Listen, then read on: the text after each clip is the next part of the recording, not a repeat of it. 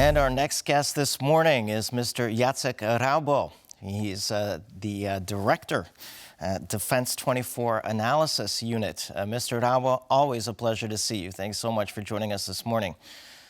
All right, Good morning, and thank you for the invitation. Good morning. So we've got Mr. Tusk arriving at the border, accusing Belarus of hybrid warfare.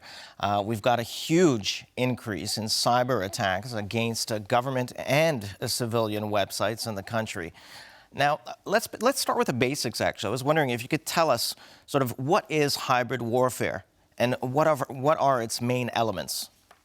Truly, thank you for using warfare, not war, because generally we are focusing on war when there is a beginning and there is an end, and we see a large number of incidents coming to the open war. But right now we are struggling as a West with warfare, with a lot of methods coming from the Russian side and also from the Belarusian side, which are dedicated to destabilize our security on the various layers, on the various fields. For instance, from the border situation to cyber and info domain. Why they are using this? Mostly because they are wanting to stay below the threshold of war. So they don't want to escalate to the open conflict. That's why they are deciding to use some other tools like migration crisis or cyber attacks coming from the unknown actors. We know that they are strictly connected and commanded by the Russians or other players like Russians. So this is a kind of a new threat with different definitions, of course. I know that in the academia there is a lot of definitions, but we know what is going on. We know that Russia and Belarus are trying to erase our security levels by using sometimes the connection between military intelligence and non-military forms of pressure below the threshold of war. That's right. So we've got migrant pressures on the border. That's an element of this sort of hybrid warfare. The aim of this, I assume, is to take attention away. But away from what? And how much attention can that take away? So look at the situation with migration. There is a lot of different scenarios dedicated to this. I'm not always describing migration crisis as a very unified form of pressure. Sometimes it is a game of numbers. So Belarusians and Russians would like to put so many migrants as they can to West to create a kind of a debate about the migration inside the Western sphere of political scenes around Europe. On the other hand, the very dangerous situation can be created by using violence and putting some of migrators to struggle and attack Polish border guards or Finnish border guards. So this is also a very situation with a lot of modifications, and mostly it is dedicated to strengthen our pressure on security of our borders, to congregate soldiers, to congregate border guards, to spend more money. That's the main, I think, issue, and also to create these divisions inside the West and inside even a Polish society by using the migration crisis as an element of the debates agenda in our state. That's right, because initially, people look at it, they say 800 migrants. What's that? It's not a big deal. But the after effects of all of it, as you mentioned, the division within society, that's something, the destabilization that happens within the country, that's something that they're looking for, isn't it? Now, all right, let's move to cyber warfare. Poland is actually, it's not number one, it's number two. First is Czechia. They have about, they've registered about 2,000 attacks per week. And Poland comes next at 1,430. Now, what are the main aims of this? And why Czechia and Poland? I suppose it is strictly connected with our role in military assistance and military support to Ukraine, and when they are fighting against Russian aggression. And attacks are dedicated to, first of all, affect Polish institutions, Polish governmental structures.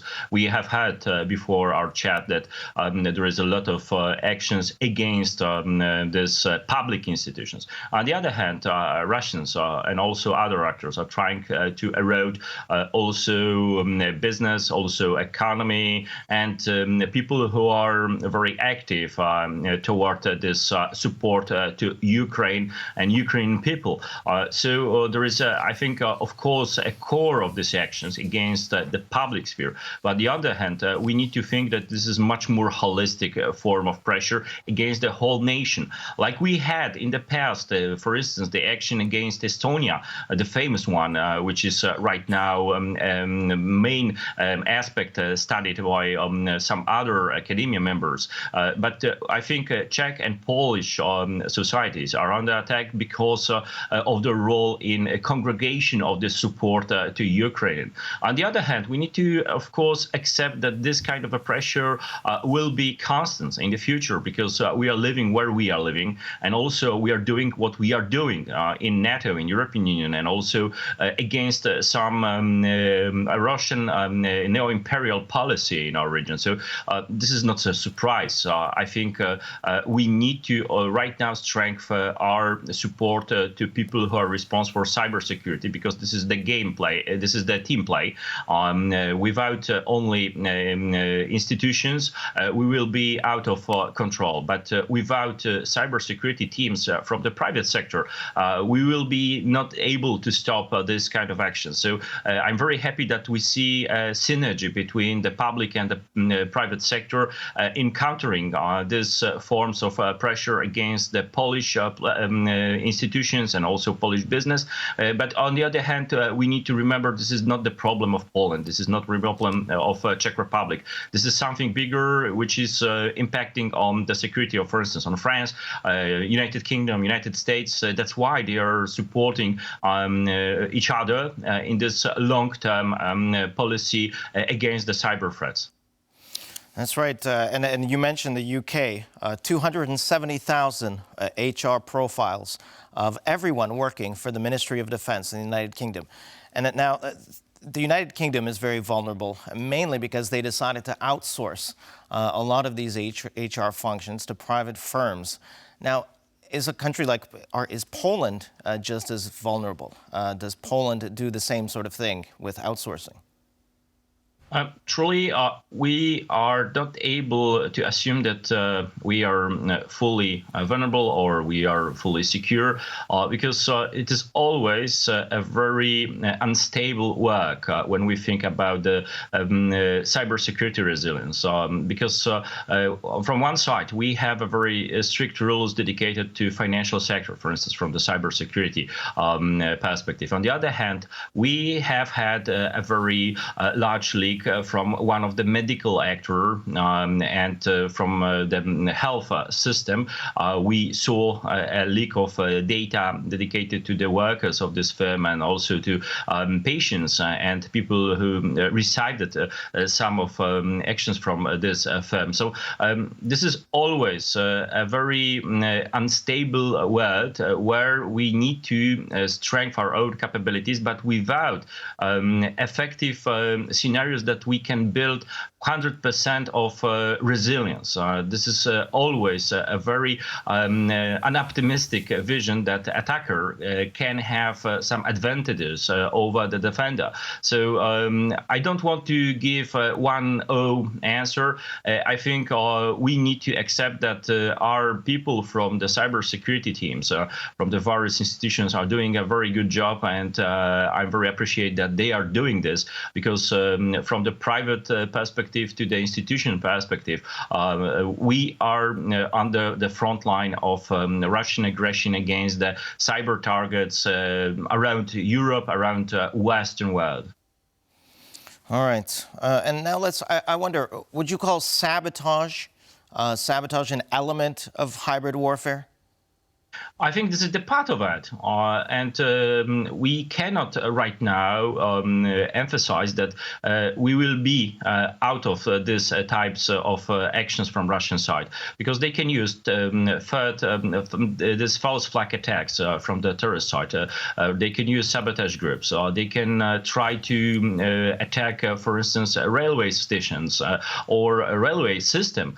They can attack various targets dedicated to highways and this paths which are right now used by this military assistance transport. So we need to accept that right now Kremlin is accepting the large number of risky operation, from cyber to info, from info to the real kinetic forms of action. So from this level of espionage to sabotage missions, Russians are very active, not only in Poland but also inside the various European states. I can give you one example. This assassination of the former Russian pilot who escaped from the Russian army with his helicopter, and then he was killed in Spain. So this is a very symbolic form of Russian action, far away from the front line, but inside Spain, inside the NATO and European Union member.